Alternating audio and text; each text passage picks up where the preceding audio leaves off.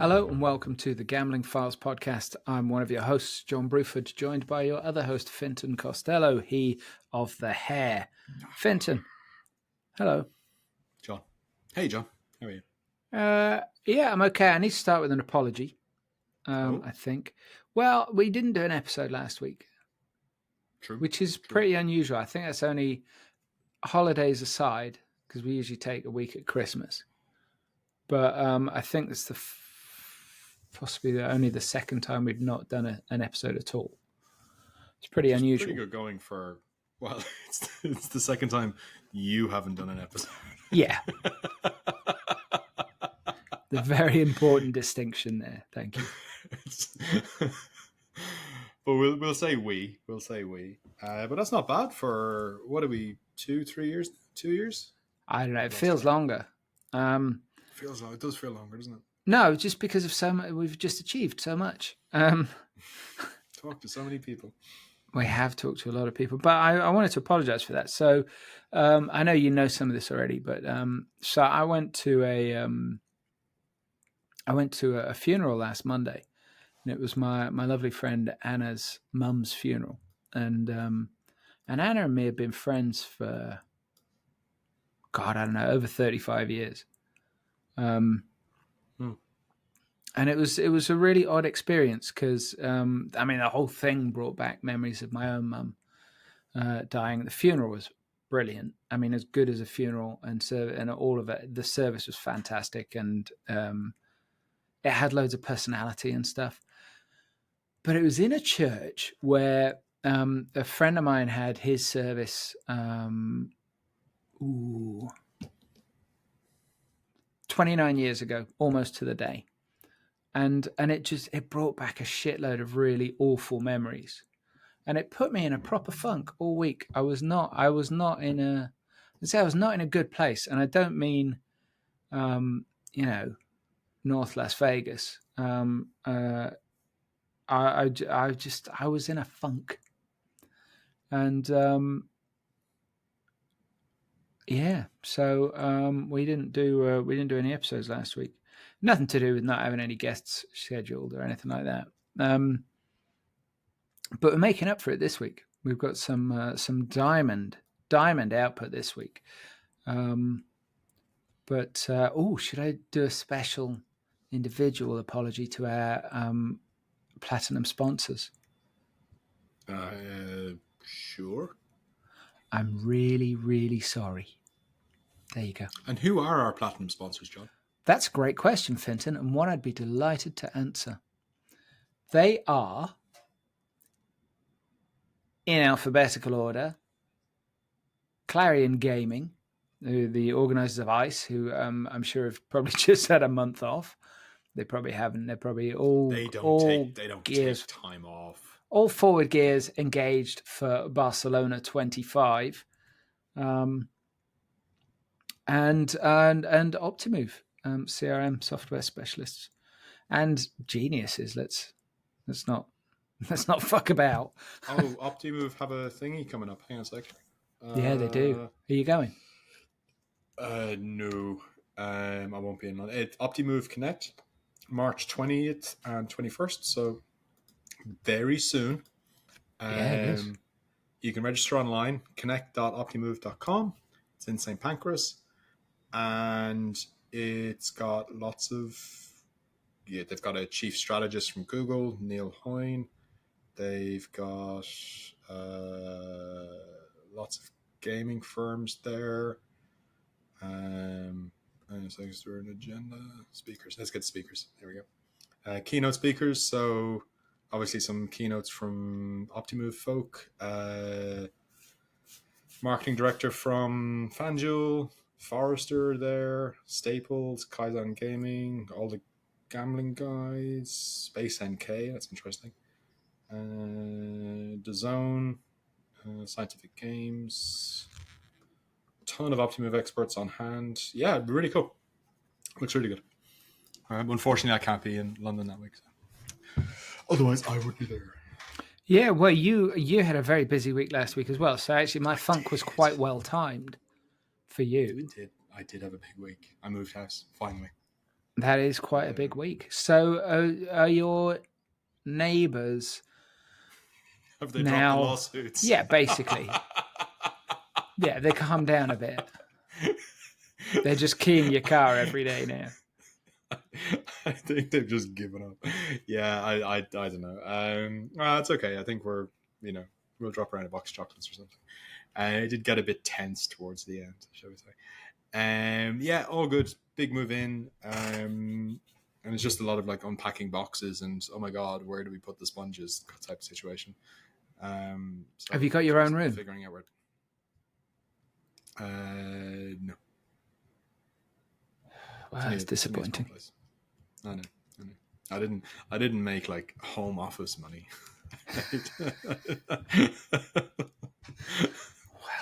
To go again for that, man. I got a bedroom. Yeah, I've got a roof. Yeah, I've got a roof. So that was nice. We kind of got settled in and tried some different local takeaways. Do you know the name of the concierge already, or? We don't have a concierge. I don't believe you. I don't like believe America. you. You've got a doorman, or is it building security? No, it's not like that. My last place did, but not this one. Oh, the last one had like a gym and a swimming pool and everything. It's crazy. So you've traded down. Yeah, pretty much. I know. Okay. I know. Top of the top. I made my choices. And what else? So I did the big move. It was kind of getting the family settled, getting all the stuff unpacked, tidying up, a lot of cleaning. Check out the local curry place, see what that's like. It's great. And yeah, so today was kind of the first kind of proper day of like just business as usual. Everyone had to get up and go to work and go to school and do all that kind of stuff. And yeah, it's nice. It's good. I'm happy. Great. So that was nice. It was a big, yeah. It's finally a property owner. It's taken me a while. Hey, I'm starting way later than you. I mean, if I can manage that one before I die, I'll be like, that's a nice mug. I am going to comment every time you raise your mug. Somebody has suggested in the past that we can get the bottom sponsored. Well, we could do it with a sticker. You just stick a sticker on it. I should get a this space for rent thing on it. One on my forehead, one on the bottom of the thing. Oh, it's just a bit too big for my water bottle. Yeah, we could do that. We could get anyway. Just throwing it out there. I'll add it to the sales deck for the next sponsorship round. This ad space could be you. Yeah, if this was your ad space, you'd be home now. What? Fuck it works. Let's do it. So this episode, we have Antti Koivula of Legal Gaming in Finland. Now, Antti, returning guest, and there's quite a lot to talk about regarding Finland, it turns out. Mm-hmm. A bit about Betsson. Betsson. Oh, sorry. Well, no, but you're right. We're both right. Which doesn't happen very often. We talk about Betsson. We talk about potential for legislation and Antti's optimism for the future. And yeah, it's just really interesting. It's the best way to approach it. If you approach it really cynically, then I think it's just going to be a long slog. Where if you're optimistic and treated with positivity, then it's just nicer until it all goes wrong. Yeah, but you like Mondays. I do. I'm one of those weirdos. Do you know what I mean? I know. So, I mean, I find Sundays are much worse than Mondays, but that's, just so that then I find Mondays aren't so bad because Sunday's just been so horrible. And yeah, it's It's kind of like getting somebody to kick you in the nuts to take your mind off your broken arm.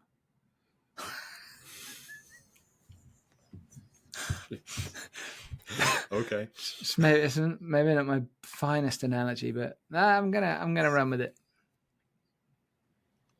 Yeah. Anyway, Now we've got Cheltenham this week. That's a big deal for the UK gambling operators. mm. It's Christmas for gambling, so to speak. I think the UK's industry body, the Betting and Gaming Council, is sponsoring a race at. I think so. We're gonna take your money and sponsor.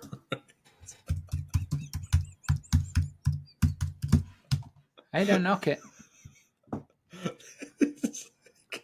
Just so we get that.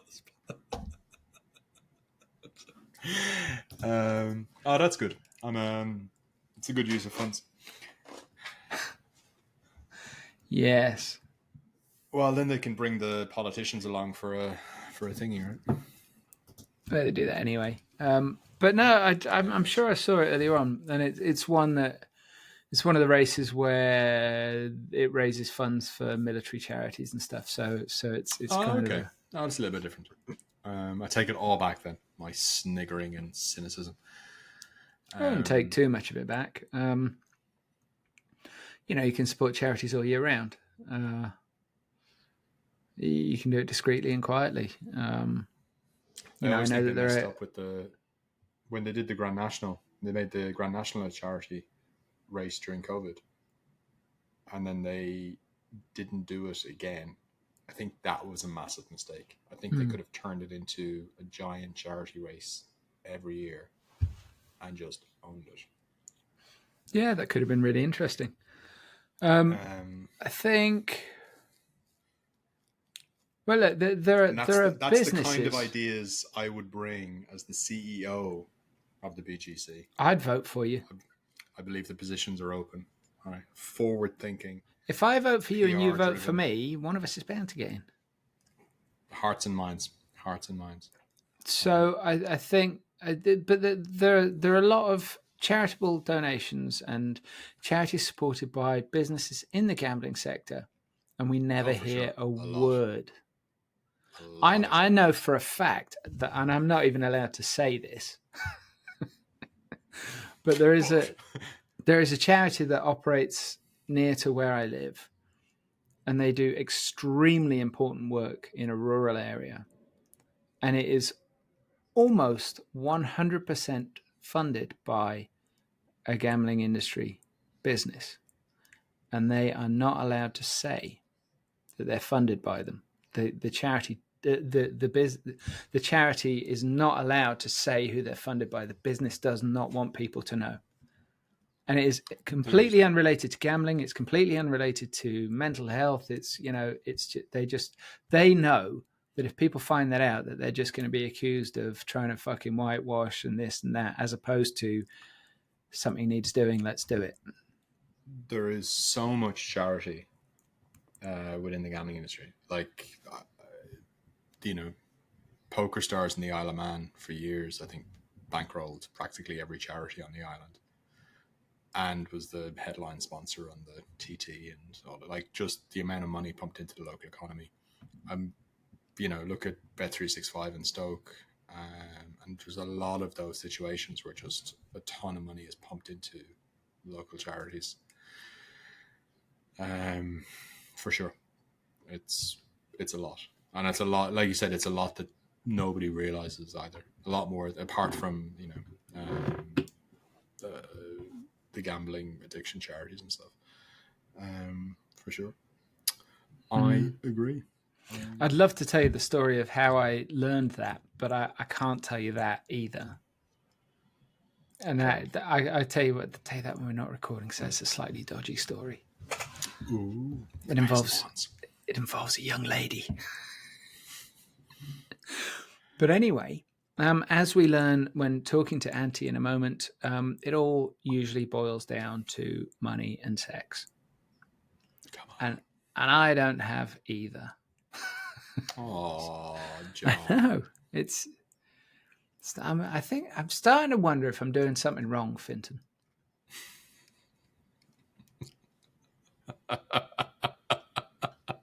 20 now? 49 short years. Adulting for slow learners. Hey, you know, I'm thinking about having a birthday party. Really? Yeah.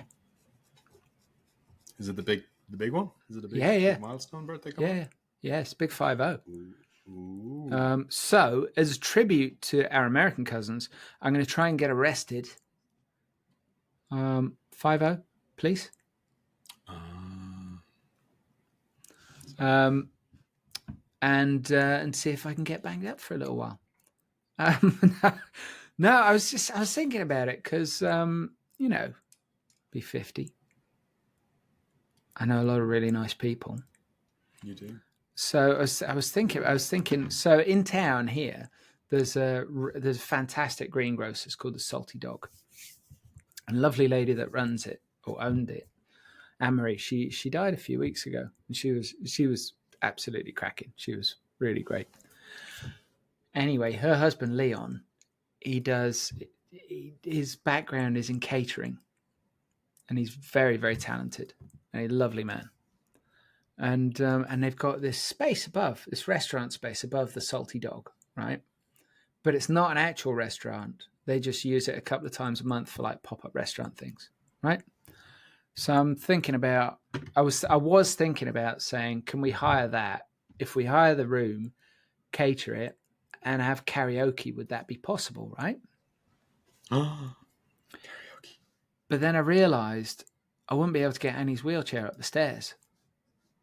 Okay. So that would rule out the Salty Dog. However, it rules in the Bowls Club Social Club, which is just down the road and has wheelchair access and a full bar.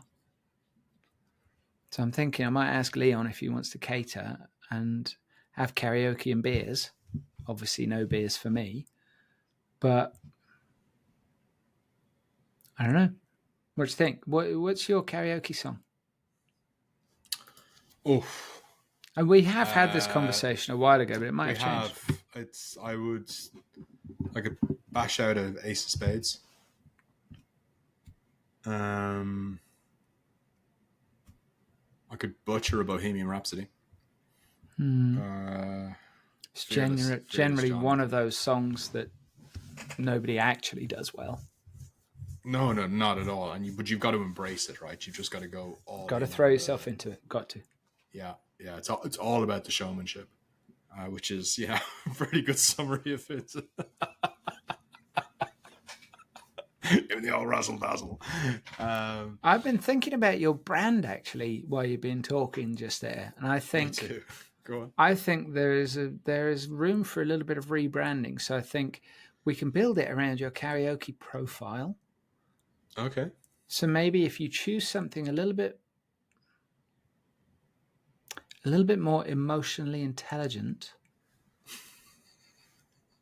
and we rebrand you as, now bear with me here, your new karaoke song will be, your go-to will be Total Eclipse of the Heart. Okay. And you'll rebrand as the Chairman of Hearts. And I need like one of those shirts with like the buttons down to here, and that feels like a real kind of crooner type. Yeah, okay. Exactly. That could work. I'll pull it off. Skinny jeans. That kind of thing. Oh yeah, ridiculously so. Skinny jeans that have got like a 28-inch waist, which you wear halfway down your ass because your gut is spilling over the top, and you can't get them any higher. Sweat and slightly sweat. Have a handkerchief for the sweat. Give it a bit of Tom Jones kind of vibes. That could work. I could pull that off. Do you see what I mean? It's a story that writes itself. But I'd definitely go for it. Put it that way. It's a story that writes itself, Finton. I agree. So that's one thing about doing. I mean, it'd be a long way for you to come, but if you fancy coming over for a bit of karaoke, be very welcome. I would love to. It is a long way, and there almost certainly won't be many nice people there. Luckily, none of my friends listen to the podcast, as far as I know. You'll find out on Monday. Well, anyway, here's Antti, joined by the first guest in the the only guest in the first episode of the week. That's where I got confused. See, mind like a steel trap, and steel traps can rust. Joined by, as Finton said before we started even recording, a giant in the Finnish gambling landscape, at a strapping 0.1 nautical miles tall. Antti Koivula, our legal advisor for legal gaming. Antti, welcome back to the podcast, returning guest. Woo! Thank you very much. It's a pleasure to be here as well, always. And thanks for educating me regarding the nautical miles. I've never referred my height with nautical miles before, but now I know how to do that as well. What I find disturbing about knowing your height in nautical miles is the fact that I felt compelled to look up how tall you were in nautical miles before we started recording. Yeah, so some say John has ADHD. I'm not sure that's true. But I do sometimes read more than one book at a time. By which I don't mean I've got a couple of books on the go. I mean I've got three in my hands. Like one in each. Yeah. Do you do like a page at a time, or is it a sentence, or you just flick? If you get bored, you kind of flick to the next. Just see where my eyes go. It's great. So yeah, good times. So anyway, right. Antti, Finton invited you on. I mean, we were having a chat, and I'm like, fucking email Antti, he'll know. And because things have been happening in Finland, right? Now, I think we should probably kick off with the headline news. Well, it was the headline news like probably about 7 or 8 days before we started recording this, about Betsson in Finland. Because that's quite it's a bit of a, like, obviously you two have hair, I don't have any hair, but if you had shaved my eyebrows off that day, you could have stuck them right up on top of my head. That's how surprised I was. Well, it was also funny because we had Frank on talking about the Netherlands, and Betsson has had a long history in the Netherlands of buying some brands, being asked to leave the market. And now they've literally just bought a Dutch, or they're in the process of buying a Dutch license. And then when the Finnish news came out, it was kind of interesting to see kind of the history repeating itself a little bit. So it'd be fascinating to understand kind of what's happening in Finland right now. Is this the first of many? Is there something particular? Or so just understanding kind of what's going on and take it from there. Oh, but Yeah, before sure. we do get started, though, Antti, I'd just like to say what a nice mug Finton's drinking from. Oh, I am. Show us. Oh, nice. There's one in the post for you. It's on its way.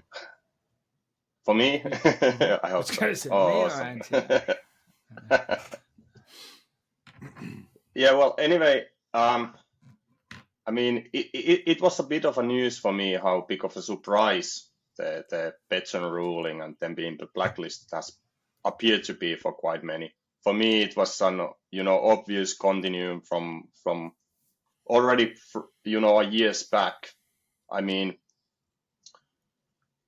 where should I start in this regard? Well, the Betsson case itself, it was initiated in 2021, so already 3 years ago. So in that sense, already the case had been going on for 3 years. But already before that, the main reason why the Betsson case, or officially BML Group Ltd case, but I'll refer it as a Betsson from now on.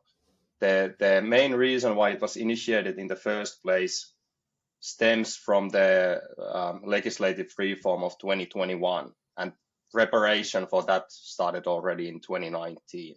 So the rationale behind that legislative reform was to provide the supervisory authority, the National Police Board or the NPP, effective means to intervene with illegal foreign gambling advertisement which is directed to Finland. So that was one of the big rationales of the last legislative reform. Mm-hmm. Following this, the NPP got a lot more resources. We've been discussing that previously in the iGaming in this podcast, and the NPP got a lot more resources. They got more legislative ways to intervene, and following this, they started administrative proceedings against Betsson in March or in 2021 anyway. And there were several other companies against whom they initiated proceedings as well. But that's kind of the history of the case. Now, between 21 and 23, the NPP and Betsson, they had dialogue regarding the Finnish legislation and what's allowed and what's not. And there were differing opinions, obviously, from these two sides and so forth. And in the end, Betsson was given several opportunities to comply and avoid any and all sanctions. But they took a differing opinion with the NPP. They basically stated that they did a lot too, that has to be underlined. So Betsson took or removed a lot of gambling advertisements which was clearly directed to Finland and which the NPP considered illegal. But in the end, they didn't remove all the gambling advertisement which the NPP had highlighted. They left some of it live and basically just provided that this is not, against Finnish laws and they cannot be sanctioned because of it and so forth. And obviously the NPP didn't agree with them. In addition to this, in the final phases of the NPP's administrative proceeding, Betsson basically stated that they had taken offline or removed or ceased certain marketing activities, and they stated that this will happen, by such and such date. When the NPP, reviewed their website and the relevant other websites after that date, they revealed that nothing has changed on that regard. So basically, Betsson got red-handed regarding certain marketing activities as well. And as a result, the NPP imposed a prohibition decision, which included a prohibition decision, prohibition order, and conditional fine of 2.4 million. And following the prohibition order, that automatically means that any gambling operator receiving a prohibition order will be placed on the blacklist. And in the blacklist for PSP blocking. So basically all the banks, PSPs, virtual currency providers and so forth, they are obliged to block all money transfers from Finland to the blacklisted operators. So that was going to happen.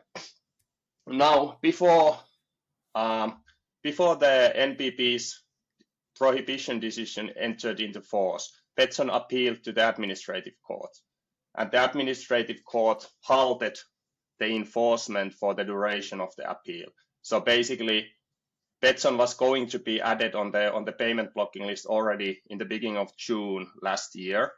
But because of their appeal and the interim decision, the imposition of the sanctions was halted. Now, on 19th of last month, 19th of February, the court ruled against Betsson's appeal. Basically, Betsson lost on all accounts. They lost all their arguments in the administrative court proceedings. And following this, following this, Betsson was placed on the blacklist as the appeal process in the Helsinki Administrative Court has ended. They still have the chance to appeal to the Supreme Administrative Court, and Betsson has publicly stated that they will do that. But at least up until last Friday, they hadn't yet appealed. So many questions. okay, so let's start with the advertising. So what's allowed and what's not allowed from an advertising perspective?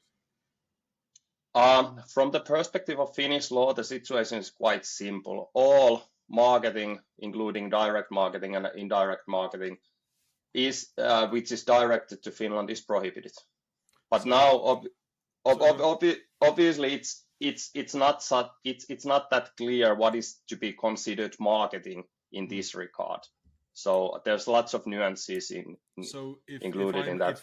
if I've got content on, so if I've got my, say, online casino on a .fi domain name, then that's obviously directed at the Finnish market, so that will be prohibited. If I've got a Finnish casino, or like Finnish language casino website on a .com, is that like, what is that still directed at a Finnish market? Or Well, there's an exception in the Finnish law which allows gambling websites in Finnish language if there is no further marketing elements present. So basically, it's just the fact that someone has a gambling website in Finnish language online. That's not against Finnish law.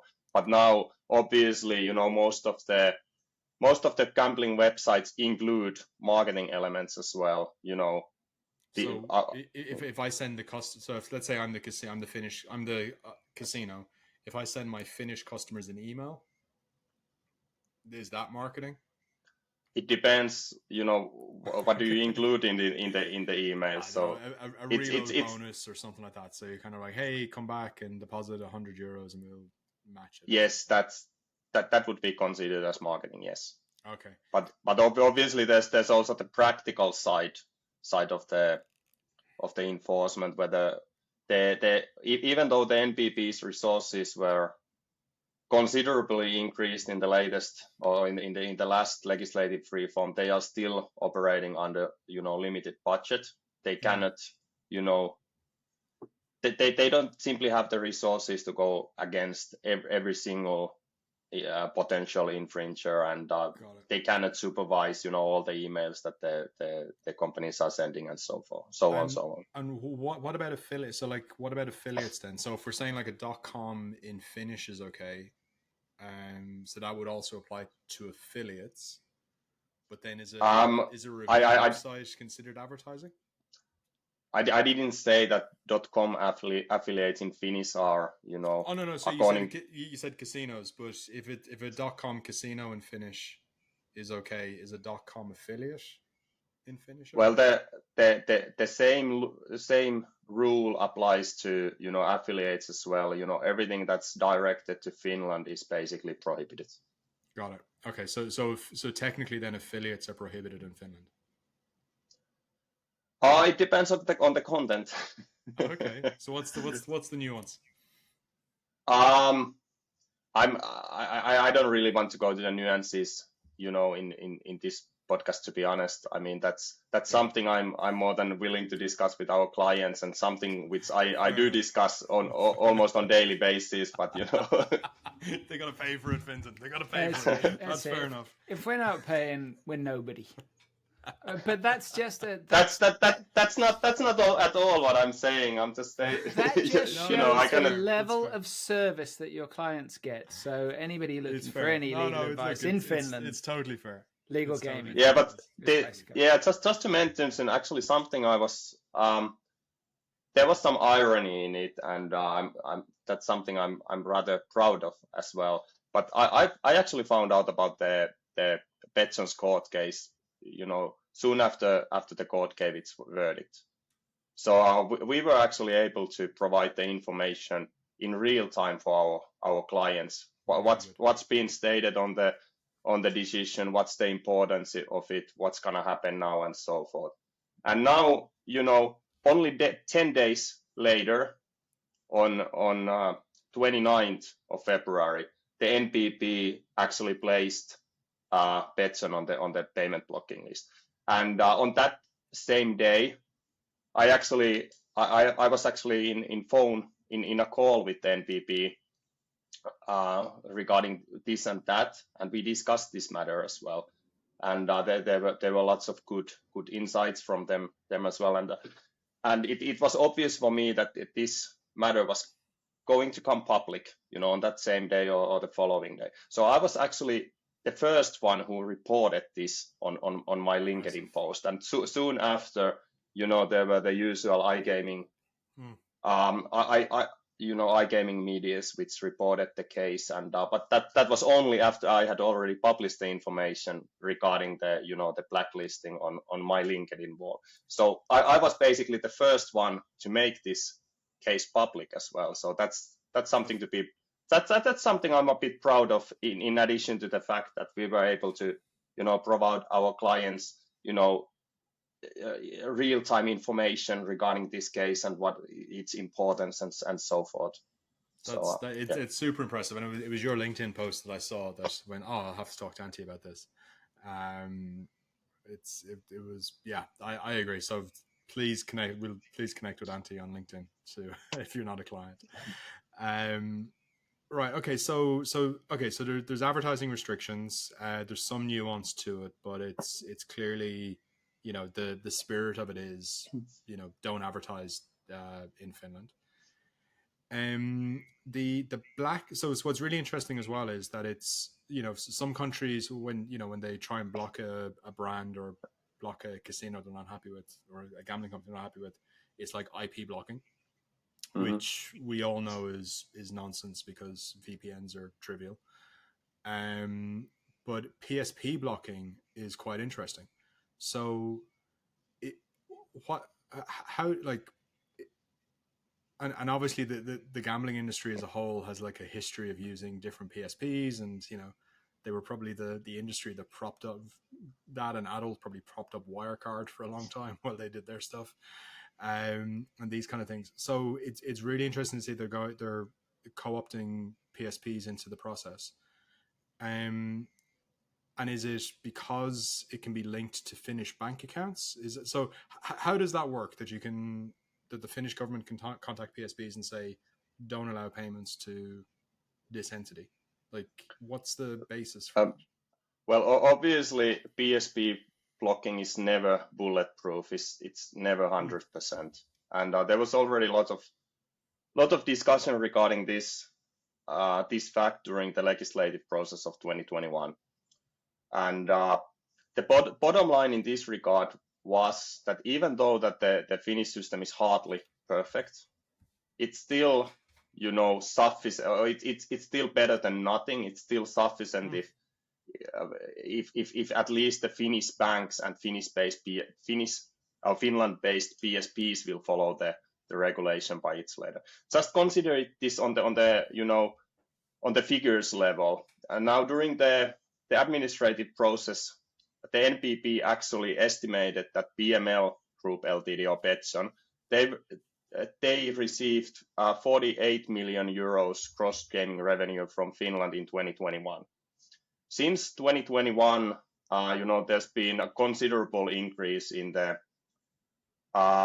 so-called offshore leakage. So in the amount that's played outside the system. So I'm basically just saying that the amount 48 million, it might have not been true in 2021, but it's likely that in 2024 terms, the figure is likely bigger.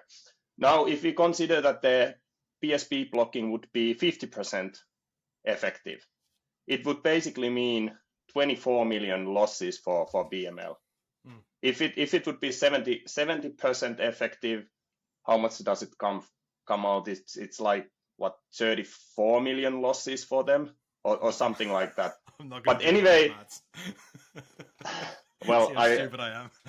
Yeah, it's kind of, I'm embarrassed to say that I didn't really get the decimal behind it. It's 34 point something, but on that area anyway. But now if you consider the losses of 24 million or 34 million or whatever, that's something considerable.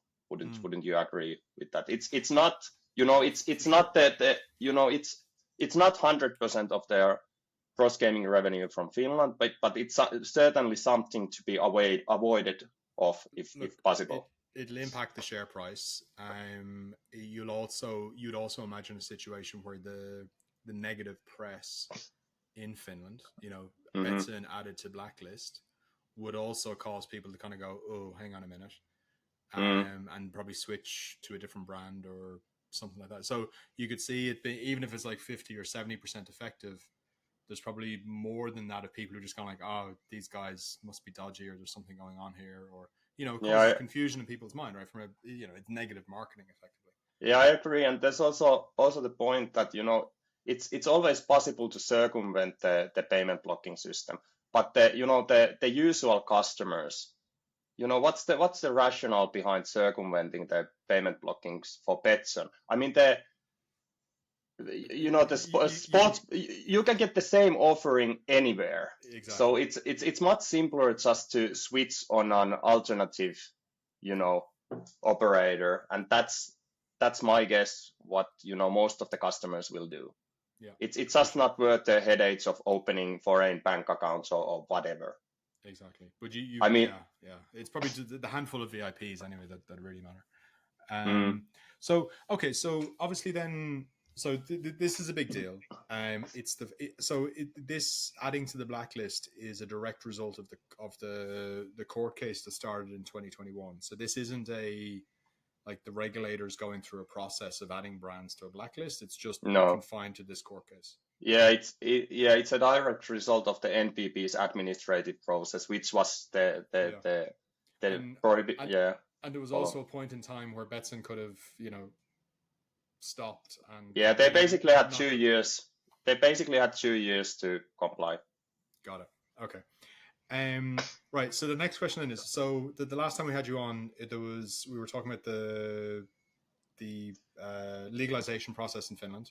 We talked about the timelines, and things are happening at pace. What are the timelines looking at? Have the timelines changed? Obviously, anything happening in Finland, or is everything on track, or what's actually, there would be one other perspective regarding the Betsson case worth mentioning. I mean, these two topics are kind of intertwined. I mean, if you consider the importance of the ruling and the case for Betsson, it might have longer term effects on them as well. As you mentioned, and as we've discussed previously, Finland is on the process of opening the market and moving from monopoly system to licensing system. Now it's still a few years until we have the licensing system in place, but it's rather clear that there will be certain criteria, which operators will be given the license, and it might not be a healthy starting point for licensing procedure to have a recent court case or recent NPP's prohibition order against you. I mean, there's still a lot of unknowns, and this calls for speculation, but it might, at worst, this court ruling and the NPP's administrative procedure, it might affect Betsson's chances on obtaining a license in Finland in a few years' time, especially if the court proceeding continues. Yeah, like you'd imagine a situation like the best case scenario is they get put to the back of the queue, and worst case scenario is they just get denied, or which if you look at the Netherlands as a kind of a similar process, they've had to go buy a brand in order to get licensed. They've missed that whole process. Actually, more recently, that there's been this. There was a long period, let's say, more than 6 months period, while there was close to none or very little discussion regarding cooling off period or bad actor clauses to be included in the Finnish system. That was suggested in the preliminary report published a year ago. But since then, there was only very little discussion regarding that. Now, from the beginning of 24, there's been again more discussion regarding the possible cooling off and bad actor clause. And actually, the Veikkaus CEO Olli Sarekoski publicly stated that they support adding cooling off system in the Finnish upcoming licensing regime. And Veikkaus is not only, one operator in Finland. Veikkaus is the operator who has, an extreme amount of political influence. And if they are really driving for something, there is a, good chance that it will be actually implemented in the law. So in that sense, again, I'm keep bringing back to the Netherlands where. No, sorry, good. So I was just saying, in the Netherlands, you have Holland Casino and the Toto, which are effectively state-owned, and they were the first ones to get licensed, and there was a long delay before any other licenses were issued. So they were able to go on a big marketing blitz. Coincidence. Do their stuff. Pure coincidence. Yeah, I'm sure. Now, obviously, Vegas is available online, so it's a bit of a different parallel, but you could imagine they'd want a cooling off period. They'd want kind of to be able to do their thing for as long as possible and try and capture as much of the market before, it's definitely in their best interest for this to happen. But it also, I think it's a good thing to happen as well, of a cooling off period, right? If you want to be treated like a proper operator, and get licensed, then we all need to play by the rules, stop advertising, turn off your database, and we all start again properly. And I think it's typically what happens in other markets, not just the Netherlands. Yeah, well, I personally don't see a cooling off as a good, viable solution in Finland. I mean, it wouldn't be similar than they had in the Netherlands. There would be a considerable differences because of the legal differences we have between our systems. But without going too deep into that discussion, I just wanted to highlight the fact that the Betsson's case, it might have bigger consequences for them than just for the payment blocking for a limited time and conditional fine. So that wasn't all. And as mentioned already, Betsson has publicly stated that they will appeal the decision. So this story is likely to continue in the future. Interesting. Okay. And then in terms of timelines for legalization of the Finnish market, 25, 26, is that still the timelines, or did I get that wrong? I'm sure you've got it right, but there's been a lot of development since we've last discussed. Just like a month ago or something, my prediction was that the law would be through the parliament and everything would be, or the law would be in place in the beginning of 26. But then there would be a transition period during 26, and the operators would be allowed to function only from the beginning of 27. That's how the situation looked like a month ago, or a bit less than a month ago. But since then, there's been yet new developments in the sense that the gambling reform project, it was actually moved from civil servants to ministerial control from the prime ministers or by the order of prime minister and the National Coalition Party, which is the prime ministerial party. They were basically the National Coalition Party and their MPs, including the PM, they were frustrated with the pace things were moving on, and also with the they also publicly stated that let me check what the actual I don't have that on hand, but basically they were frustrated with the pace things were moving on, and also the content that was being prepared. So they were not quite happy what they were seeing, and they took the gambling reform under closer ministerial control, and this is rather unusual in Finland. And it also means that the gambling reform has been basically taken from the not bottom of the pile, but it was on the middle of the pile, or towards the end of the pile, but it's now towards the top of the pile, and it's expected that things will now happen much faster than they were without this development. So I'm still expecting, the legislation to be in place in the beginning of 26, but it then remains to be seen whether it will take a year until the operators will be given a permit to operate in Finland, or whether that transition period will be shortened. It might be also possible that the legislation will be hastened and it's through the parliament already before the beginning of 26. But it's still a few years to go, and I don't see everything being ready in 25. No, that's just not going to happen. Things take time. Okay. And then the other headline I saw was Vegas announced some results, and it looked pretty bad. They were down. I think it might have been one of your LinkedIn posts again. They're like, Vegas lost like big drop in revenues. Things aren't going well. Yeah, well, that's been the Veikkaus trend for a few years already, or more than a few years. I mean, if we go back to the 2018 or something like that, Veikkaus cross gaming revenue was on the level of how much was it? 1.8 billion or something. Now it's barely 1 billion. Got it. And the headline you referred was that Veikkaus operating profit had decreased by 100 million, since last year. So it's a lot.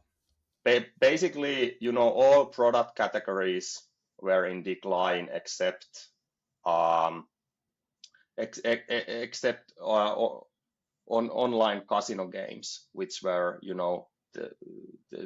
they actually they had some increase in there, but it didn't, or the increase wasn't, big enough to compensate with the other losses. Not even close. And is that because of that trend of because of COVID, the switch from the land-based machines to online?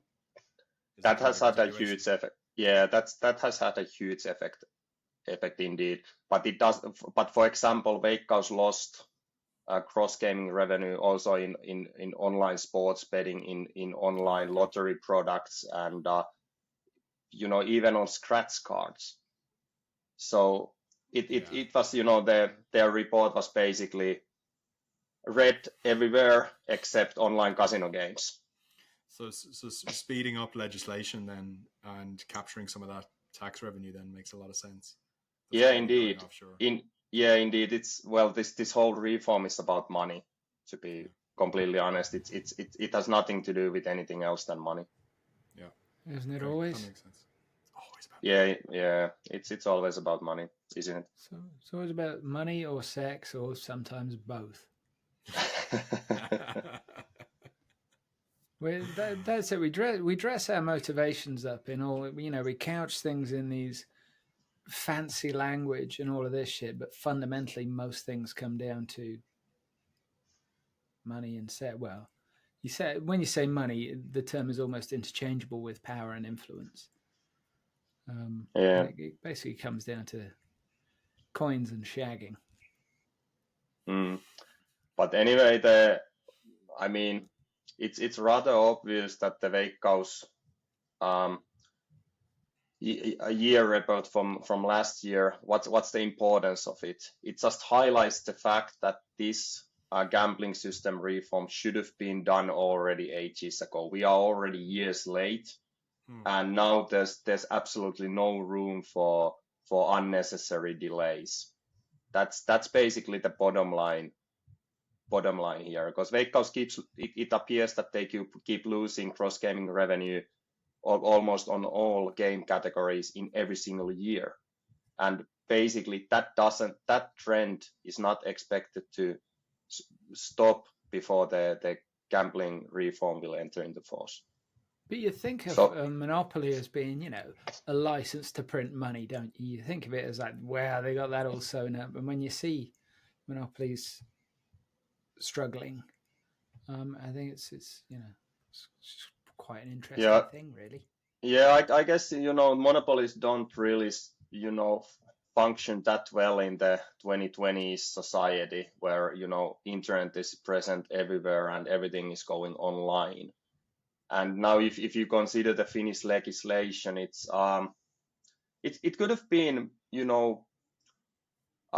better from the monopoly operator's perspective as well. For example, just consider the fact that, the Finnish legislation, it doesn't prohibit Finns on gambling abroad. It doesn't prohibit foreign gambling operators from accepting Finnish customers. There is only the payment blocking system in place, which it doesn't automatically include all operators. It just includes the ones which go through the NPP's lengthy administrative proceedings. And there are no other there are no other attempts to try to intervene with the offshore gambling leagues. So the Finnish legislation has been far from perfect from the monopoly operator's perspective, and that's more or less what has driven Finland to this situation. So it's not all about Veikkaus. There's been lots of mistakes has been made already, also on the legislative level. Yeah, cool. Thank you. Obviously, when new legislation comes through, it's going to be perfect. I'm sure. But hey, as I've stated several times, Finland has now the opportunity of a lifetime to be one of the last jurisdictions in Europe to introduce a licensing system. We can actually learn from the mistakes and successes of other jurisdictions, other nations. We don't have to reinvent the wheel. We just have to pick the cherries from the cake and avoid the worst mistakes that the others have made. So I'm really hopeful and trustful that this legislative reform will be a success. But we'll see. Do you think that'll happen, or they just copy and paste Swedish? Yeah, I'm just here thinking, bless your youthful naivety. Yeah, well. Yeah, you never know. There's nothing wrong with optimism. There's nothing wrong with idealism. But at the same time, you've got to temper it with the knowledge that there's a very good chance you're going to be disappointed. Yeah, I agree with that. But I just want to be optimistic with this one. Obviously, we'll see what the end result will be. And there's been, I've been close enough to the process to know that there's been, not so good developments as well, and certain opinions which could lead to a catastrophe. But there's been the other opposite opinions as well, which been taken into account during the process, and we'll see. But brilliant. That's still some time from this moment. If everything will go according to the announced schedule, the first draft law should be published in the beginning of June. So that's less than 3 months away. And by then, obviously there's the big if everything goes according to the schedule. But anyway, when the first draft law will be published, obviously we'll be much wiser what the new legislation will look like. Brilliant. Okay, well, that sounds like a great excuse to talk to you again in a few months. Sure. Antti, I do have one final question. The Hollywood writers' strike and all of the strikes that happened last year, it's delayed Cobra Kai season 6, and I was wondering if you were as disappointed as I am that didn't appear in December when it was scheduled. Yeah, to be totally honest, I'm still, I'm not through the season 6 yet, so I'm, it's not that big of a miss for me. I know you haven't started season 1, have you? I have. I watched it through the seasons 1 to I don't know, midway 5 or something, but then I kind of moved on. Do you know, I was telling Finton this earlier. I just watched all of Gilmore Girls on Netflix. Well, I just watched. Yeah, I just watched, all Star Trek. Oh, wow. all the different series they had from Star Trek. That all one too, and all of them. So that amounts for quite a lot of episodes. That's a lot. Yeah. But obviously it took some time as well. But which one was your favorite? It's hard to say. All of them have the positives and negatives. I don't have a clear favorite. That's a hell of a project. Yeah, if I had to pick, I'd probably pick Deep Space Nine. Okay. I think a lot of people would go Deep Space Nine though. I think the mix. I think but it was a golden period of TV at that time as well, and Deep Space Nine was part of that. It's with a slower developing arc and more fleshed out characters taking greater time, whilst also staying true to the mythos and the universe. I think a lot of people, lot of fans would say Deep Space Nine. I wouldn't. No, I don't have a favorite, but I do remember one time I was really I was in a very poor paying job, not for the first time, or the last, I'm sure. And is it Paramount that did the Star Trek series? Yeah. They must have made an error on their mailing list, and I just kept getting multiple box sets. And these were like the really shinily set up box. So basically, I did a car boot sale every week. Straight up to eBay. Let's go. And these box sets were like 110, 120 pounds each. Nice. So I could sell them for sort of 40, 50 quid. They'd only just come out. They were still in the shrink wrap.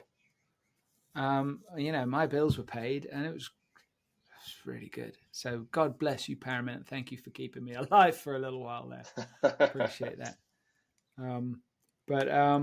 No, just if either of you are thinking about watching Gilmore Girls, I can save you that time. I can do you a little email just saying, I can summarize, and I can Yeah, it's not on my list. I'll be honest.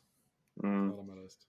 I mean, I've recently struggled to find something to watch from Netflix. I mean, there are lots of good shows, but if there's only one season available, it doesn't take a long time to go through that. And in that sense, I really like watching some older shows like Star Trek, when that there's 20 plus seasons if you count all the different shows, and that just doesn't end. You can be sure that there's something to watch for tomorrow or whenever you have the time as well, and just to continue where you picked up. And you just switch off your brain and just binge. Yeah. I went on to Reddit to there's a Gilmore Girls subreddit. I went on to Reddit, and I just put my thoughts on the series down, and they included that actually the main character is just an absolutely insufferable nightmare. I mean, she's just an awful person, and she's horrible to the people around her. This response came back from somebody, and they basically said, no, that's just because you watched it in a period where we binge watch things. If you'd watched it at the time and it was weekly and there was a gap in between seasons, it's because you've condensed that behavior that it seems worse. And I'm like, no, it took me like 7 months or something to watch the whole thing. I get what you're saying, but I don't believe that applies. And also, DVDs and reruns existed at the time. And they came back and said, well, actually, Gilmore Girls, the DVDs came out after the show ended. I said, well, that's quite unusual, isn't it? Because usually they came out, shortly after the series ended or whatever. And they said, they disagreed with me on this really bizarre point. And I'm like, I was editing a DVD magazine at that time. It's like people will disagree about fucking anything. Anything. It's like we've got this bizarre culture where people have got to be right. It's like that's just the way of human nature, don't you think? But my take on this character, which is a personal thing, and I fully appreciate that my opinion is only important to me, and I wanted to start dialogue with other people that had watched it. And the dialogue that comes back is, "Oh yeah, it's because of how you watched it. You're totally wrong about the character." I'm like, what? That's a bizarre take. Just the Gilmore Girls fandom was mean to me. But it was really odd. The first response on it is, I wanted to discuss it. They were all mean. "No, Fenton, don't get me wrong. I shut that fucker right now." But obviously, I'm not saying I'm just saying that the take isn't "let's have a conversation about it." The take is, "Oh, you're wrong because you watched it too close together." Oh dear God.